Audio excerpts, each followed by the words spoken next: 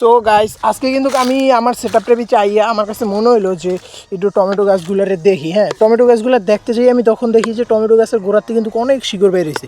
এখন এই টমেটো গাছের গোড়ায় কিন্তু আমার মাটি দেওয়া লাগবে। হ্যাঁ, যেহেতু শিকড় যেহেতু মাটির উপরে বাইরে হয়ে গেছে, এখন আমি যদি মাটি দিই তাহলে কিন্তু করা আরও অনেক পুষ্টি পাবে। এখন এই পুষ্টি পাইতে হলে এখন আমার একটা বাড়ি থেকে দাও আনতে হবে, মানে এখন বাড়ি যাই আমার একটা দাও আনতে হবে, বুঝছেন?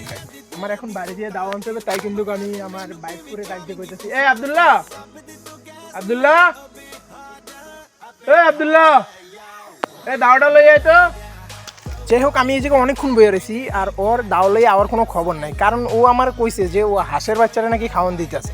এর লেগে মানে ও এখন পর্যন্ত দাওটা লই আইতেছে না। এখন আমি বাড়ি যামু, যাই দেখমু যে ও কী করে। ঠিক আছে, চলো তোমাদেরকেও দেখাই ও কী করে। ওর আমি একটা দাও আনতে গেছি আর ও মানে এখন পর্যন্ত আমার লেগে দাওটা নিয়ে আইলো না। এই জায়গায় এও কিন্তু আমি দেখতে পাইতেছি যে হাঁসের কিন্তু খাবার আছে, তার মানে ও কিন্তু আমার বংশং বুঝাই দিল। দাও আনতে গেছি, দাও নাই না হেলে কইবে টিভিতে বসকা তোরে নিয়ে আজকে আমি তো খাইছি তোরে।